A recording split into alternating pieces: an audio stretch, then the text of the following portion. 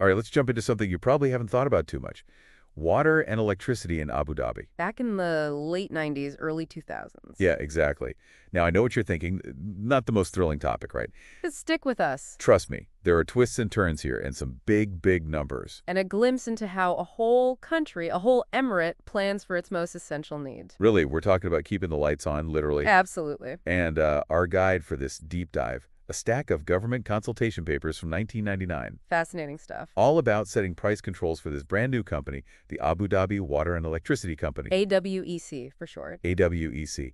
And the context here is key. Abu Dhabi in the late 90s. It's a story of transformation, a major shift. Think construction cranes everywhere, a city booming, and the demand for water and electricity. Skyrocketing. Skyrocketing, exactly. Electricity production was increasing at an average annual rate of over 14% between 1973 and 1999. They were building the plane as they flew it, basically. Amazing, is it? So, And desalination, don't forget desalination. Huge part of the water supply. right, of course. And how much did desalination production increase during this period? More than doubled, just in 10 years, between 88 and 98. So someone had to manage all this growth, had to make sure everyone had access to these basic services. Enter ADWE with the huge responsibility of procuring all the water and electricity the emirate needed. Makes sense. But how do you even begin to manage that? Well, the government, specifically the Regulation and Supervision Bureau, they're the Department of Energy today, they had this balancing act. Protect the consumer, but also make sure the company can actually do its job. Right, protect consumers from being overcharged by this new company, but also make sure ADWS had enough money to keep investing in infrastructure. Keep those lights on. Literally. And that's where price controls come in. Exactly. They were looking at a mechanism called RPIX, popular in the UK at the time. It allows companies to increase prices. Okay, so not just a hard cap. No. But they can only increase prices by a certain percentage above inflation. And that percentage, that's the X factor. There must have been a lot of debate about that X. Oh, absolutely. Huge debates about what it should be. A high X means the company has more flexibility and more potential profit, but... Potentially bigger price hike for consumers. Right, it's a trade-off. It is. And then another question, should they only use the UAE's inflation rate or factor in U.S. inflation? Because some of ADWE's costs were in dollars. Oh, interesting. So, like, if the dollar gets stronger. Exactly. In the end, they proposed a 50-50 split. 50-50 UAE and U.S. inflation. Okay.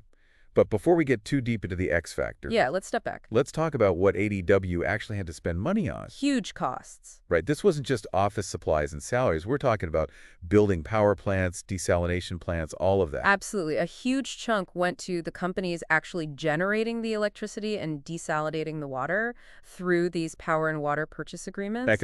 Right, PWPAs.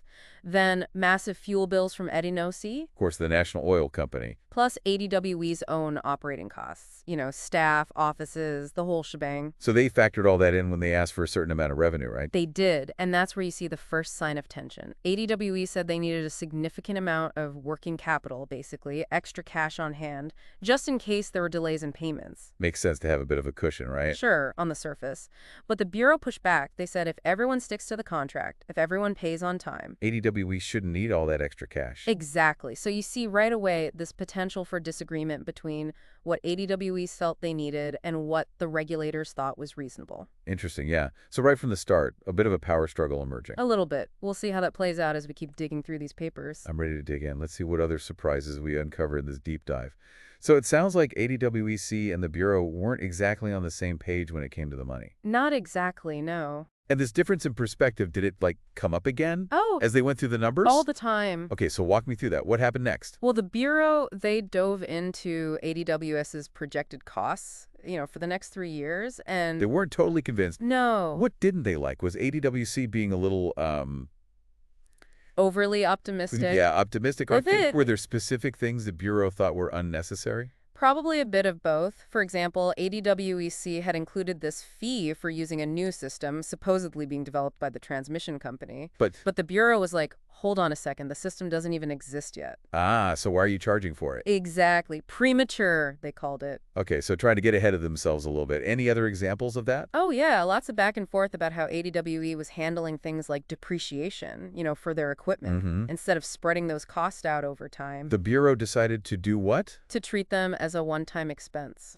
Oh, okay, so that Human immediately... cost projection, yeah. That's a pretty big accounting change, isn't it? It is, yeah. Makes you wonder if AWC was maybe inflating their needs or Or just... a different philosophy. Yeah, Different way of looking at the books. Exactly. But it does highlight that the Bureau was really focused on Keeping those costs down. keeping costs down, yeah.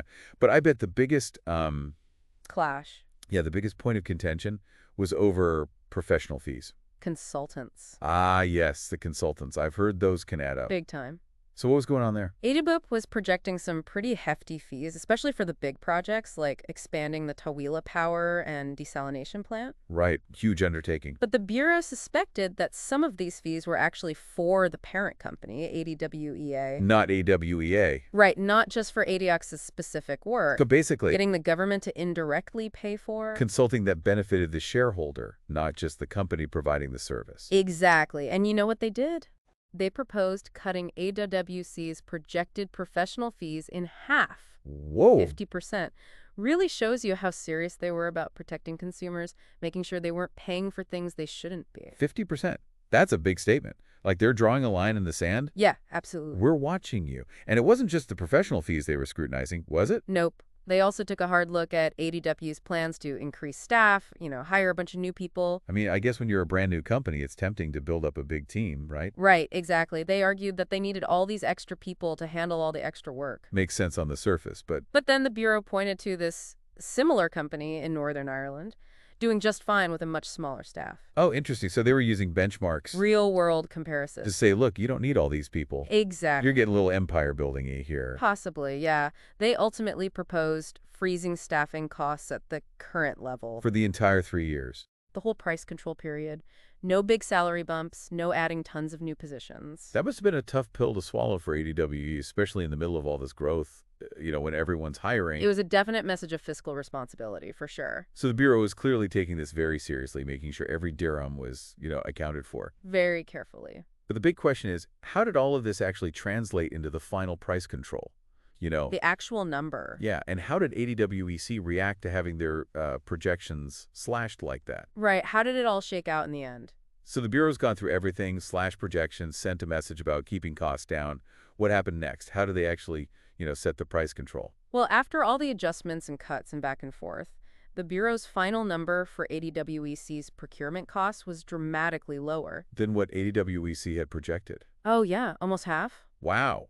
Okay, so how do you go from that lower cost projection to an actual price ADWEC can charge? Right. What's the mechanism? Well, one approach was to match ADWC's allowed revenue in that first year, 1999, to their projected costs for that year. Okay. And then they could use the X factor. That percentage above inflation. Right, to fine-tune it so that over the entire 3 years, their total revenue would match the total allowed cost. So making sure they could cover their costs, but not just giving them free rein to Jack up prices. Yeah, exactly. What did that look like in terms of actual numbers? What kind of X factor were they considering? Well, using that method, they calculated that ADWC could collect, over 1.7 billion dirhams in 1999 alone, with an X factor of, get this, 19%. 19%. Yeah. That seems high, doesn't it, given how much they were focusing on cost control? It does seem a bit counterintuitive. Yeah, why not just go with that? I think a few reasons. First of all, a high X factor would create a lot of uncertainty. For everyone involved. Yeah, for ADWC, for consumers, no one would know for sure how much prices might rise. Right. And also, it might send the wrong signal. Like, ADWEC has all this room for improvement. Which might not be totally fair. Right, so predictability was important, and fairness too, I think. So what did they do? They went with a much simpler approach. Okay, let me guess. They lowered the X factor significantly. Even more than that. Really? How much lower? They set it to 0. 0. No price increases at all? Nope. Allowed revenue was essentially fixed for the whole 3 years, adjusted only for inflation. Wow. That's a bold move. It is, yeah. But I guess it does make things more predictable, right? Exactly. No more complicated calculations or projections. And more importantly, it really puts the emphasis on cost control. Because if there's no way to increase revenue through that X's factor, ADW has a very strong incentive to keep its expenses down. It's like they're saying, we've given you a reasonable budget, now go and manage it effectively. Deliver on your promises. Exactly. So ADWC is off to the races with this price control in place, this huge responsibility on their To shoulders. keep the lights on, literally. It's amazing to look back at this moment, this turning point in Abu Dhabi's history, It really is. and to see how they navigated this complex transition to a more privatized model. Balancing those competing interests, the company, the consumer, the government. Makes you wonder, though, about the long-term sustainability of this model. Can a private company really handle something as vital as water, especially with climate change, population growth, all these factors at play? It's a big question, isn't it? A question for Abu Dhabi, but also for a lot of places around the world facing similar challenges. And on that note, we'll wrap up this deep dive. Thanks for joining us on this journey into the world of water and electricity. Hope it sparked some new ideas and maybe even a few more questions. There's always more to explore. Absolutely. Thanks for listening.